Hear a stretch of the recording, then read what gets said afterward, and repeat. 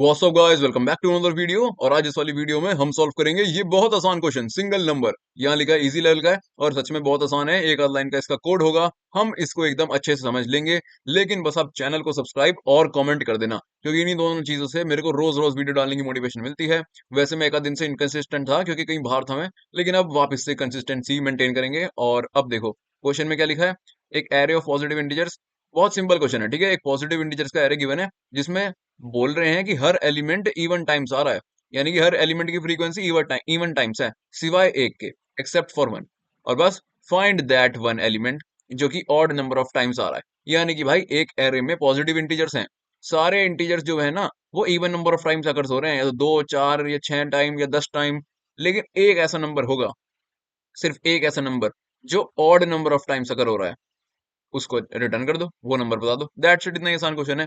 अब देखो जैसे एग्जांपल में एरे गिवन है, तो इसमें वन जो है वो 2 बार आ रहा है, यानी कि one even number of times अगर हो रहा है, तो ये हमारा आंसर नहीं है।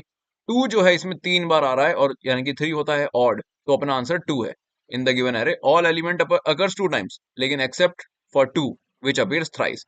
सिंपल क्वेश्चन है, समझ गए होगे आप। दूसरा एग्जाम्पल देखो, इसमें 8 है जो 2 बार अकर हो रहा है, तो ये अपना आंसर नहीं है। इसमें 7 है जो 2 बार अकर हो रहा है, 6 है जो 2 बार अगर हो रहा है, यानी कि ये अपने आंसर नहीं है। लेकिन वन, वन सिर्फ एक बार अगर हो रहा है, और एक होता है ऑड, इसलिए अपना आंसर आ गया वन। दैट्स इट यार, इतना ही आसान क्वेश्चन है। तो आओ फिर इसको लेके चलते हैं ब्लैक बोर्ड पे, जहां पे इसकी पहले एक ब्रूट फोर्स अप्रोच और फिर ऑप्टिमाइज, बहुत ही आसान अप्रोच समझ लेंगे, बहुत ही सिंपल है। तो यहाँ मैं आ चुका हूँ ब्लैक बोर्ड पे, और यहाँ हम बहुत इजीली वो क्वेश्चन सॉल्व कर देंगे। मान लो हम एग्जांपल में एक इनपुट एरे गिवन है 1,1,2,2,3, ठीक है। ये हम इनपुट एरे मान लो गिवन है, तो हमें यहाँ पे दिख रहा है कि वन जो है 2 बार आ रहा है, टू भी 2 बार आ रहा है, लेकिन थ्री एक बार आ रहा है। तो थ्री अपना ऑड नंबर ऑफ टाइम्स आ रहा है, एक ऑड होता है ना, तो अपना आंसर थ्री हो जाएगा। लेकिन ये हम फाइंड कैसे करेंगे? देखो पहला सॉल्यूशन तो बहुत सिंपल है। हमें क्या चाहिए? हमें यार हर एलिमेंट जो भी एरे में है उसकी फ्रीक्वेंसी चाहिए कि कितनी बार वो आ रहा है। फिर जिसकी भी फ्रीक्वेंसी ऑड हुई वो हम रिटर्न कर देंगे। तो इसके लिए सबको ही पता, मैं मेरे ख्याल से सबको ही पता होगा कि हम एक मैप बना लेंगे, जिसमें क्या स्टोर करेंगे? एलिमेंट और उसकी फ्रीक्वेंसी। तो एक फॉर लूप की मदद से ये एरे को ट्रैवर्स करेंगे। पहला एलिमेंट मिला वन, तो उसकी फ्रीक्वेंसी होगी वन। फिर वन मिल गया दोबारा से, तो उसकी फ्रीक्वेंसी होगी टू। ठीक है, यहाँ पे अच्छे से बना लेता हूँ मैप को। आगे हमें एलिमेंट मिला टू, तो उसकी फ्रीक्वेंसी वन हो गई। फिर हमें दोबारा टू मिला, तो उसकी फ्रीक्वेंसी हो गई टू। फिर हमें मिला थ्री, उसकी फ्रीक्वेंसी वन हो गई।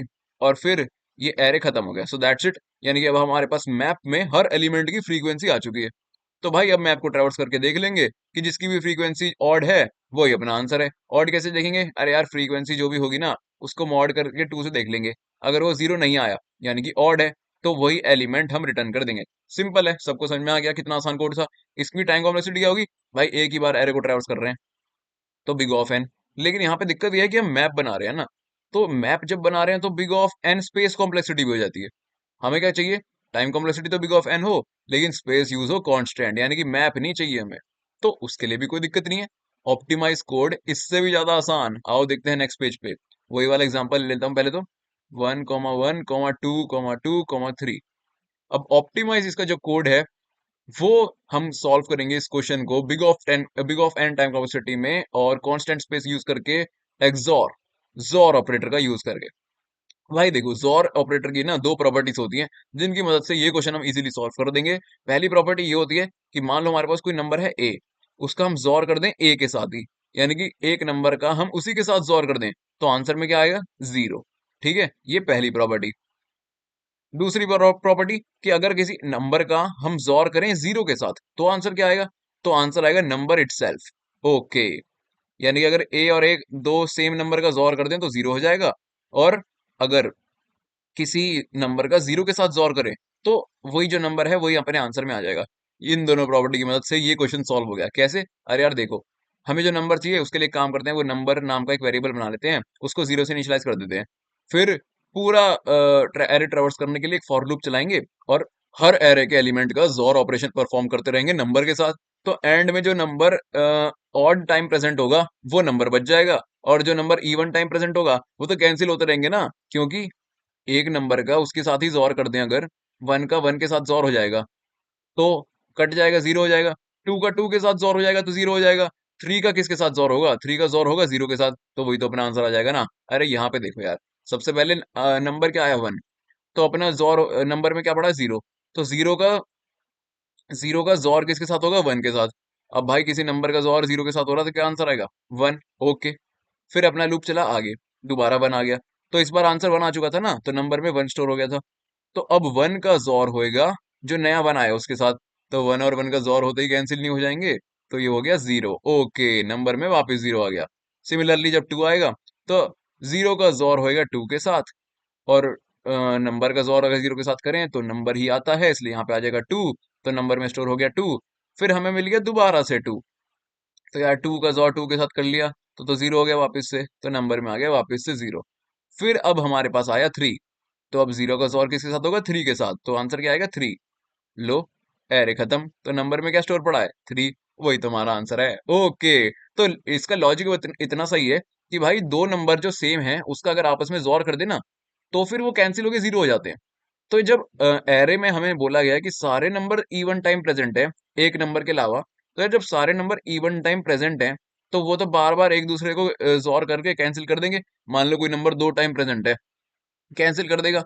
4 टाइम प्रेजेंट है तो कैंसिल कर देंगे, क्योंकि इवन टाइम प्रेजेंट है ना, आप समझ रहे हो, ठीक है। तो जब भी 1 मिलेगा तो उसके आगे इक्विवेलेंट नंबर ऑफ 1 पड़े होंगे, अगर इवन टाइम प्रेजेंट है तो सब कैंसिल होते रहेंगे। लेकिन जो ऑड नंबर है वो, मान लो यहाँ पे तो 3 एक ही बार प्रेजेंट था, चलो, लेकिन मान लो यहाँ पे ऐसा कुछ होता, एक और 3 होता, एक और 3 होता, तो क्या होता, अरे भाई तो भी तो यही होता।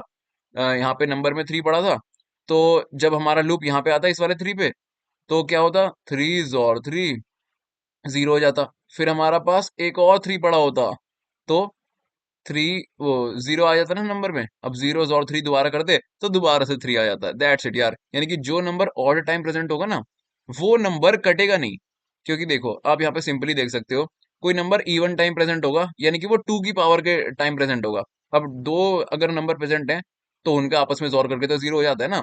लेकिन अगर कोई और टाइम प्रेजेंट है तो एक एलिमेंट का जोर होगा 0 के साथ, तो आंसर में वही एलिमेंट बचेगा ना। बहुत सिंपल लॉजिक था, सभी लोगों को अच्छे समझ में आ गया होगा। और अब आओ ये एक लाइन लिख देते हैं कोड एडिटर पे। तो यहाँ मैं आ चुका हूँ कोड एडिटर पे, और आओ यहाँ पे वही एक लाइन का कोड लिख के इसको सॉल्व करते हैं। इंट नंबर बना लेते हैं जो अपना आंसर स्टोर करेगा, उसको इनिशियलाइज कर देते हैं 0 से। फिर क्या करना है, एक फॉर लूप लगा के पूरे एरे को ट्रैवर्स करना है। Int i equals to 0, i less than ARR dot size i plus plus, और हर एलिमेंट का जोर करना है अपने नंबर के साथ, यानी कि number is equals to number का जोर करना है किसके साथ, हर एलिमेंट के साथ ARR of I. That's it यार। तो जो भी इवन नंबर होंगे वो आके कैंसिल होते रहेंगे, जो भी ऑड नंबर होंगे एंड में वही एक बचेगा, तो वही अपना आंसर हो जाएगा, तो उसको ही हम रिटर्न कर देंगे, रिटर्न नंबर। दैट्स इट यार। आओ इसको कंपाइल करके देखते हैं।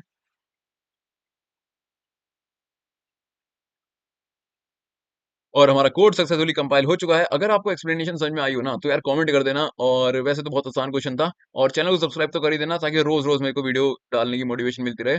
उससे बहुत मोटिवेशन मिलती है सच में, ठीक है। और यहाँ पे सबमिट कर दिया मैंने, और एक के बाद एक सारे टेस्ट केस पास हो चुके हैं। हमारी स्ट्रिक हो गई है 230 डेज की। So that's it for today. मैं मिलूंगा आपसे अगली वीडियो में, तब तक के लिए बाय।